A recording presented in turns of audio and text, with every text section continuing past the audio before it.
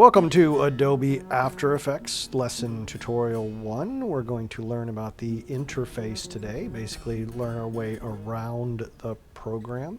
While it's opening up, we're going to click on After Effects right down there. And while it's opening up, I want to point out that I don't want you to expect the moon when you're just starting out. Don't expect to be great and fantastic at this. Your first projects are not going to look Hollywood quality. Don't let that discourage you. That's just like with anything in life. It takes us a little while to get good at something. So we're going to begin by looking around After Effects, figuring out where everything is so that we can start learning how to become those expert Hollywood visual effects artists. If you are familiar with After Effects, and this is sort of a little bit of a review or seems rather basic, we'd still like you to follow along. You may find a technique or something that you didn't know existed, so follow along. Plus you will save the file at the end and upload it to Canvas for a grade. So with that said, when you open up After Effects, you'll get this splash screen, and you can see that your recent projects will pop up here. Anything, the last few projects that you've worked on are listed, so you, if you just want to keep coming back to the same project that you've been working on, you can click on that and it'll pop it up. If someone has given you an After Effects file that you need to work on, or you need to find something that's a little bit later, you'll hit Open Project and your Finder window will pop up here and you'll be able to go and find it.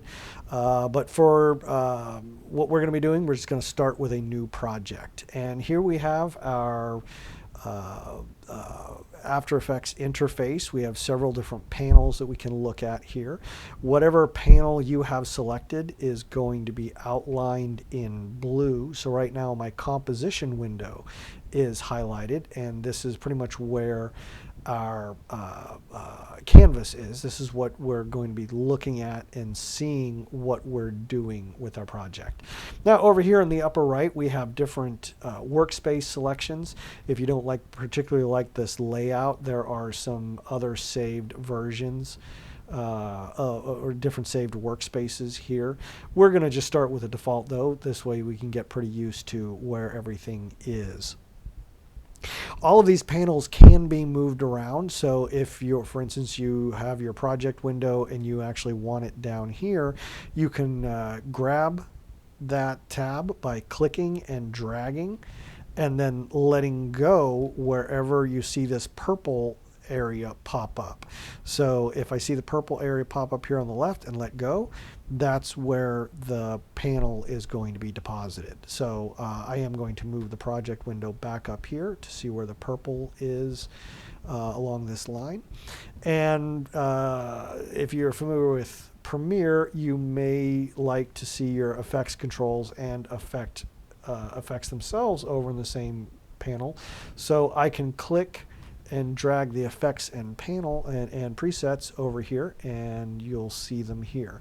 Now if I select there on the effects controls, my project tab seems to have disappeared. It hasn't disappeared, it's just far over here on the left. So if you lose sight of that, you can come over here, this double arrow, and click on that, and it'll show you all the tabs that are within that panel. So I can hit project and bring it back. So that's how you can move these panels around. And now let's start talking about some of these panels and what they do. Project panel, your project tab here, is basically your filing cabinet. This is where all your assets are going to live. So what we're going to do is we're going to import a video. You can import by either hitting File, Import, and then File, or multiple files, or one of these other, which you'll come across later. But if you hit File, it's only going to import one. But if I hit multiple files, it's going to give me the opportunity to open one file. Then when I open it, it's going to bring the window back again, so I can continue to import more and more videos until I tell it to cancel. And so I have all these videos imported over here. I'm going to select that and remove those, delete that. And I can also right click and this little pop-up window comes up, and I can choose import and the same menus. Or the way I normally will do it is I will come over into Finder or File Explorer if you're on a PC, and choose Interview where I've got my video file, and you're going to import the Matt Hasso actor Joey story video right into the project window, and this is where your videos will live. And then over here is our composition window. Like I said, this is our canvas. This is where everything happens that we're looking at. So I'm going to just drag this down into my timeline real quick so that you can see, so I can demonstrate what's going on in the canvas. We have a little scrub bar. This is our playhead. This is wherever our playhead is. So wherever on the timeline the scrub bar is what we're seeing in the window here. So the video plays from left to right on the timeline, just like we read. And as you can see, as I scroll along, the video scrubs forwards and backwards. So this is the timeline, and this is where you're going to stack layers and make adjustments. Most of your work is going to be done here. If you select this little arrow here, you'll see that you'll have properties that you can adjust both in your transform, like your visuals, and we'll come back to this in just a moment. But that's where your video and assets are going to live. I'm going to delete that composition because I want to come back to that later. And then in our effects window, you may see it over here under default. When you just open it up, the default position is over here. And I can find my effect. So let's say I'm going to use my liquify filter, and I'm going to drag it onto the video itself. And now I can distort his face with this. And it just creates that distortion circle there. So as I scroll through, it will stay throughout the video and distort his face in that manner.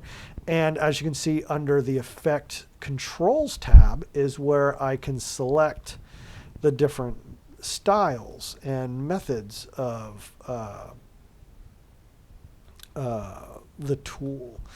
Liquify may not be a good example for that. Let me do something a little bit more simple, like the color corrector. I'm going to grab my curves adjustment and drag it over onto that clip, and I can make those adjustments inside of the Effects Control tab. Now over, let's say I'm going to drag another variation of another instance of that video, and if I come over to Effects Controls, it will only show me the effects controls of whatever I have selected. So since I have no filter on that bottom video, nothing is showing up in effects controls. But if I click on that top version, you'll see that I have my effects controls for my curves there. So let's get rid of that version. And now let's say I have some text up here, and let's say Matt Hasso, that's the actor's name. And I have my text here, and then over here in character, the character tab, I can choose different fonts. Let me give it some full color there. So I've chosen my font, let's say with Copperplate, that looks good there. And then I've got different versions, just like in Photoshop or Premiere, if you're familiar with the way you can adjust those styles, those fonts. And then under here, which is your font size, I can make it bigger or smaller. Let's make it a little bit bigger so that it crisscrosses.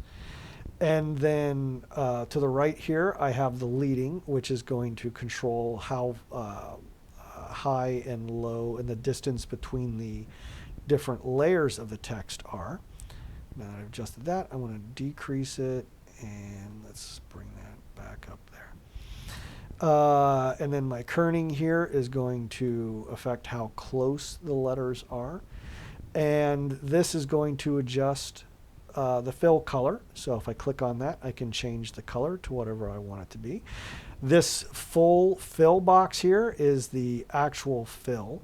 And then this box, this looks like a double box, this is your stroke color. So that's the line around the text. If I do not want a stroke, I can hit this little button right here, which is going to give it no stroke. So if, let's say I want to give it a red stroke, but I want my fill color to be transparent. Now I've got a transparent fill, but I have a red stroke. So mess around with some of these other little aspects. You can, squish it, you can stretch it, and make different adjustments to the lettering, the font size, how you see it, how you want it. So experiment with those and you'll be able to see the different styles you can come up with on your with your fonts. So that is the character window. Then up here in the preview window, this is going to show us what how we can control the playback of it. I can go frame by frame using this frame forward button or backwards, jump to the beginning or jump to the end of the project, or I hit the play button will like this good chunk of dialogue. Play the video forward, and then I can choose my shortcut. So the default is spacebar. So if I hit and I'm spacebar, realizing like I'm not gonna make it without. If I hit spacebar, that just pauses and plays the video. And finally over here, we have our toolbars. We can use our selection tool right here, and this is going to allow us to grab objects and move them around within the frame. And of course, our favorite friend, Control Z, will undo whatever we need to undo. And then we have the little hand, and this allows us to move the video canvas around. So let's say I want to zoom in on his ear here. See how I have my mouse over his ear? I'm going to use my wheel on my mouse to zoom in so I can zoom into the ear. But now I want to move over down to maybe his left hand down there. Now that I've got my hand up, I can move the canvas along. It's not going to change the video, just how I view the video, or I'm previewing the video here. Now, if I do not have my hand selected, there is a shortcut to just hold down the space bar and my mouse turns into a hand, so I can move the video around. And then of course our zoom button here this is how I zoom in, and but I use my mouse wheel to be able to do that easier. And then I'm going to come over here to my rotation tool, and this allows me to grab an instance of something and rotate it around. If I hold shift, it will hold it in, it will snap it to more like, I think 5 or 10, every 5 or 10 degrees. So I don't have to sit here and go, well, I want it kind of 180 degrees. And I kind of eyeball it. I don't have to eyeball it. I can just hold down shift and it'll snap it into that 180 degree or 90 or negative 90, or whatever that may be, or back to 0. I'm going to use, and then we have our rectangle tool here, which gives us a shape. In this particular instance, I've sort of created a mask because I had that layer selected. But if I don't have anything selected, it will create a box, and I can change the color of that box over here, and of course, just like the text, I can give it a stroke and adjust the size of that stroke. I don't need that shape anymore, so I'm going to delete that. And then we have our pen tool, and again, if nothing is selected, whatever shape I create with my tool, and I can give it a bend by holding and clicking and dragging, and now I've got a weird amoeba type shape here that I can readjust and move around and squish by grabbing the handles. But if I have a video layer selected, like Matt, and I use my pen tool, I can create a mask around him. so that I can chop just him out. So as you can see, I've got this checkerboard pattern in the background. This is showing that it is transparent. If I don't like the checkerboard, I can turn off the transparency grid here, and it'll just drop into whatever background color I choose when opening up a new composition, which we'll talk about in just a minute. However, I do like the checkerboard because it's more definitive. I might accidentally have a black background, so I wouldn't know that, that it's actually transparent. I might actually think that it's a black background. The checkerboard actually lets me know that it is a transparent background. So I've created that mask around him, and under the properties here in the video, you'll see the masks option. I'm just going to highlight that and delete it and get rid of that mask. And then we have our text tool, and this is where you can add text. Hello. And of course, clicking on selection and move it around.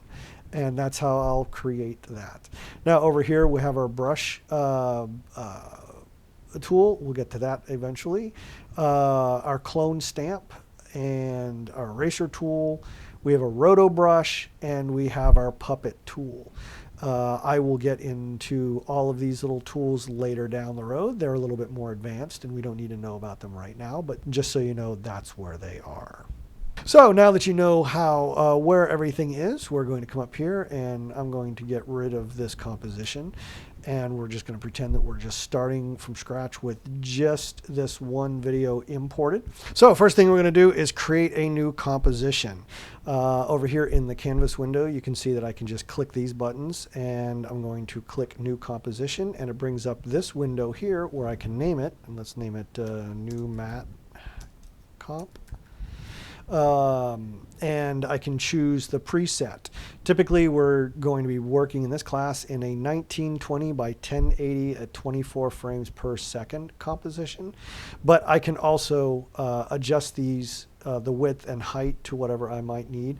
So if you're doing verticals, let's say, I can change that around to be 1080 wide and 1920 high. Square pixels is what you'll typically remain at. Don't worry about the other things unless you're working on an old school NTSC or anamorphic or something like that. Just always have it set to square pixels.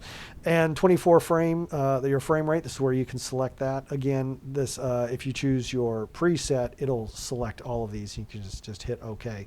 But if you need something more in particular, like you have you have 24 frames exactly, or you have your 23.976, which is traditional 24 frames per second, or 30 frames a second, or 120 frames a second, or put in whatever frame rate you may need that to be. Resolution is basically just how you're viewing it, how fast it's playing on the canvas and on the timeline. So if you have a very effects heavy thing, it may take up a lot of computing power, and you don't want to run it at full. You want to run it at a quarter or a third. It's not going to affect how you render it out, just how you view it. But we're going to keep that at full. Your start time code, go ahead and keep it at 0. That makes it easier. And then duration, you may want it to actually be a 30-second composition or a 15-second composition. I think maybe the default is 3 seconds or 5 seconds. And then we can choose our background color. This is not going to necessarily affect the actual composition. It's just what we're going to see it as. So right now, as you can see, it's transparent. I've got my transparency set to the grid, but if I select that off, it's going to give me my background color. And just as this is another way of letting me know that it is transparent. But I do not want that red, so I'm going to choose composition settings from the composition window, and I'm going to change that background color back to black. And then come over here and toggle my transparency grid back on. So that's how you can choose the composition settings. But I'm going to delete that composition. I don't need that one. I want to use the video settings for this. So just as an example, if I use the 1920 by 24 preset and I hit OK, if I have this and I drag my video down, because it's a 480 by 720 video, it's only going to take up some of that screen. Now, I could come down here to my transform properties and increase the scale, but that's actually been blown up. So what I'm going to do instead is grab my video file and drag it down here to this little film strip that is, if I hover over it, you'll see that it's create a new composition. So if I drag this down, it's going to create a new composition with that video file and all of its parameters. So if I come up to composition and look at the composition settings, I'm going to see that it is a 720 480 at 24 frames per second, which matches the video file itself. So next thing I'm going to do is, as you can see, I have my video file down here, and next thing I'm going to do, I'm going to come to Layer, New, Solid, and click on that, and I'm going to make a solid that is comp size. So I'm going to click Make Comp Size, and it's going to make sure that it's the same size as my composition, and let's give it a color of this darker red, and I'm going to hit OK. And now on my timeline, you see that I've created a single solid layer. Now, this is how After Effects will view and handle layers. As you can see, the solid is on top, so that is all I'm seeing. If I move it to below the video file, now the video is on top and I see only that. So I'm going to move the solid back to the top of the video, and if I move it around, you can see now that the solid is on top of the video and the bottom video is seen through underneath the solid comp.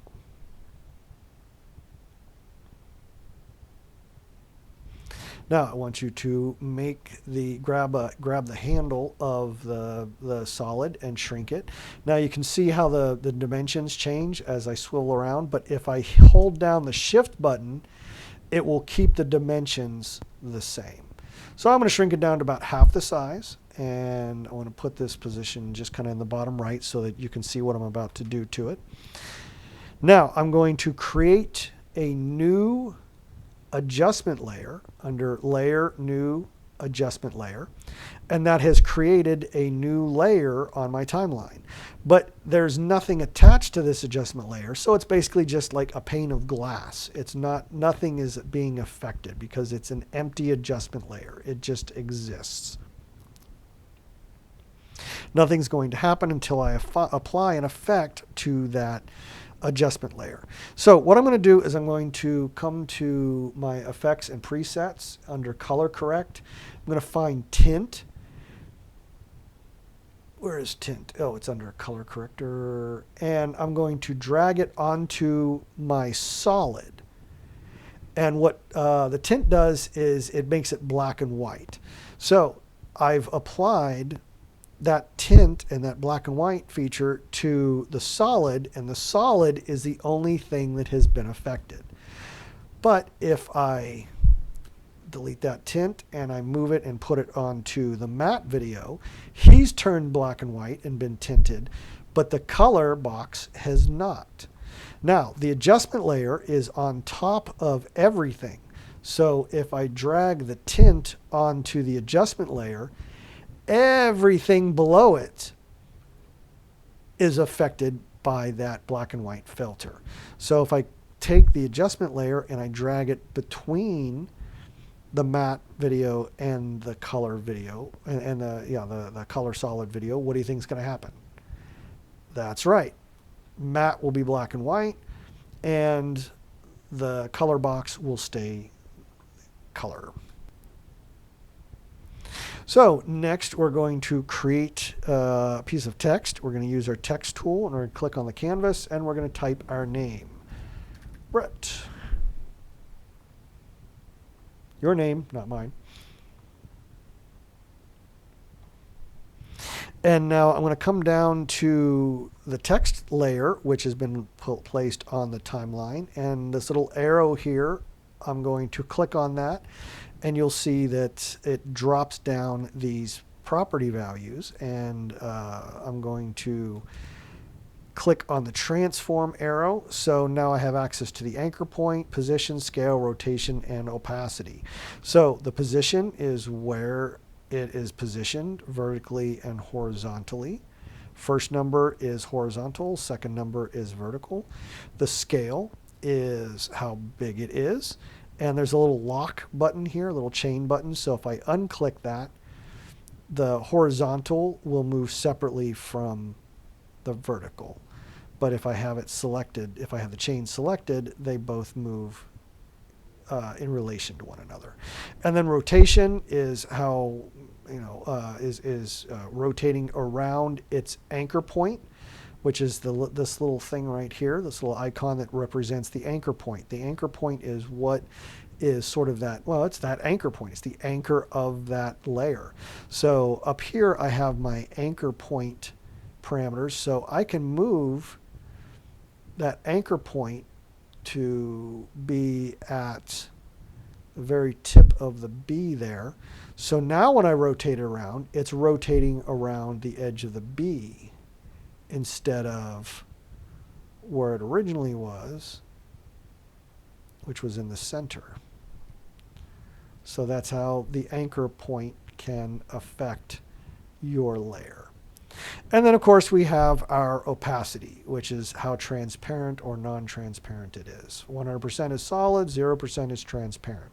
Now, if I'm like, oh, I don't know, I really screwed up. I didn't mean to do all that. Just come with the transform and hit reset, and it'll move it back to its original style.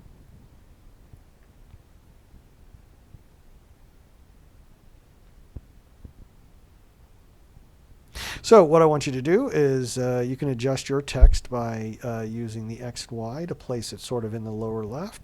And then I want you to create or move your scale down to about 50%. And you can click and drag those numbers. And then on rotation, you just like in your scale, your position, whatever, you can, instead of moving it around by clicking and dragging, you can just click on the number and put in 90, enter, and it will automatically move to a 90 degrees. And then you can adjust your anchor point to be at the edge of your name where it starts. And let's go ahead and drag that back up there.